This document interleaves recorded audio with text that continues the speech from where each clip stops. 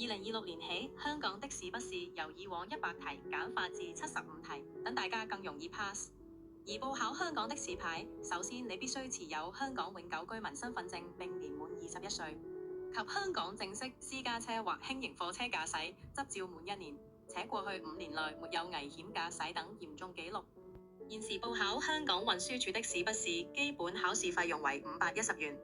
而家同大家分享一下的士筆試嘅細節。的士筆試分為甲部、的士營運、選擇題40題，包含的士則例30題，4項選1項；地方試題9題，4項選1項；路線試題1題，3項選1項。必須答對34題或以上方為合格。而乙部道路使用者守則選擇題35題，道路使用一般知識3項選1項，答對30題或以上方為合格。需在45分鐘內完成合共75條選擇題，在甲乙兩部分合共答對64題或以上方為全卷合格。在甲部的士營運，本部分是測試考生對一的士行業有關的法例細則的認識及二香港地方的認識。此部分之試題按設定是依的士營運小冊子內的內容出題。而乙部道路使用者守則，本部分是測試考生對道路交通規例及安全駕駛的知識。試題按道路使用者守則設定的內容出題。甲部的士營運及乙部道路使用者守則都可在香港運輸署網頁免費下載。如有需要下載運輸署此兩部分的小冊子，亦可在此影片下的描述欄內找到相關連結供下載。讓我先講講甲部1的士則例簡介，共30題。的士營運小冊子分為15項，是對的士營運的認知。15項分別為：第一，的士計程表；第二，收據打印設備；第三，行車記錄系統；第四，照明標誌和標記；第五，上落乘客；第六，租用；第七，的士收費；第八，出租車輛；第九，的士車隊；第十，運載貨物；第11，運載動物雀鳥；第12，失物；第13，安全帶；第14，的士司機的操守；第15，的士司機違例記分制度。至於甲部2地方試題共9題，這部分是測試考生對香港地方的認識以及路線規劃的能力。考核部分包括地方試題及路線試題，其中地方試題的考核範圍主要包括香港、九龍、新界及大嶼山的醫院、旅遊景點、酒店、政府樓宇、商業大廈、購物商場、住宅樓宇及大專院校。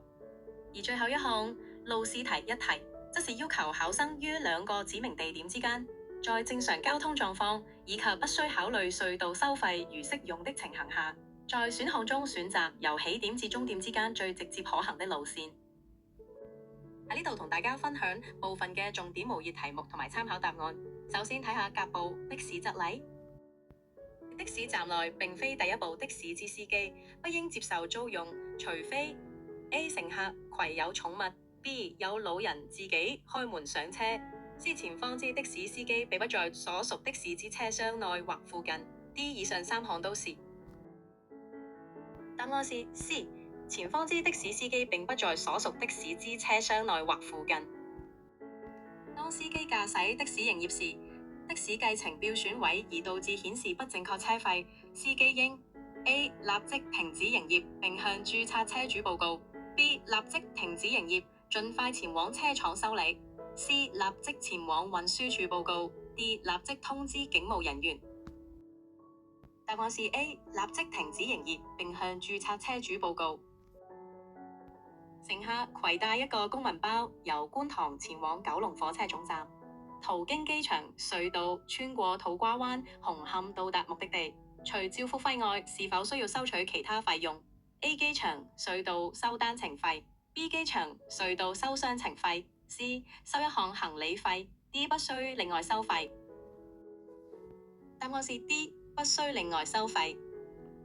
的士計程表設有一個尺碼不少於顯示 for hire 即係出租字樣的指示器 A 100毫米乘50毫米 B 100厘米乘50厘米 C 100毫米乘100毫米 D 100厘米乘100厘米。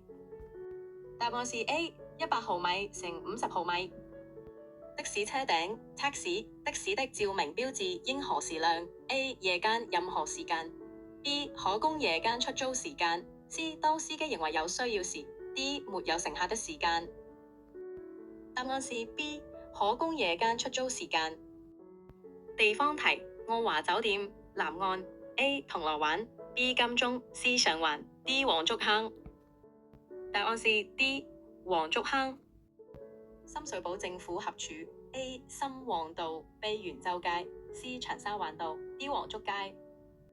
答案是 B. 元州街。威爾斯親王醫院 A. 將軍澳 B. 沙田 C. 荃灣 D. 上水。答案是 B. 沙田。元朗大會堂去馬鞍山新港城中心 A. 青沙公路 B. 青朗公路 C. 林錦公路。答案是 C. 林錦公路。至於粵報道路使用者守則共35題，道路使用守則包括行人、駕駛者和騎乘者的安全規定，以及道路標誌與道路使用的形式。以下分享幾題相關嘅題目。此標示請選擇最合適的答案。A. 前面雙程路 B. 前面輕鐵橫過路口 C. 前面雙程行車路橫過單程行車路。答案是 C. 前面雙程行車路橫過單程行車路。停車距離是相等於 A. 思考距離加上剎車距離 B. 思考距離加上反應思考時間 C. 剎車距離加上剎車動作時間。答案是 A. 思考距離加上剎車距離。在隧道或快速公路，當黃燈閃動時，表示 A. 不可駛進該燈以後的行車線 B. 前面有危險，應小心駕駛並準備隨時停車，施應駛離本身的行車線。答案是 B. 前面有危險，應小心駕駛並準備隨時停車。如車上載有伸源於車外的貨物，除非天色昏暗或能見度低，否則應在貨物後端附有一塊至少大小的紅旗 A. 半平方米 B. 1平方米 C. 2平方米。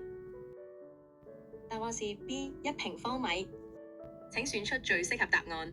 A. 左方鎖匙時間內為巴士站 B. 左線在鎖匙時間內為巴士線，只准專營巴士及其他巴士駛入 C. 左線在鎖匙時間內為巴士線，只准專營巴士駛入。答案是 B. 左線在鎖匙時間內為巴士線，只准專營巴士及其他巴士駛入。題目大致上都類似以上所示例子。有意考取的士牌照的朋友，只需要熟讀2份小冊子，成功率有90%以上。而網上亦有大量模擬試題下載以供練習，祝有意考取的士牌照之人士可一次過合格。給些鼓勵，請給 like 及訂閱。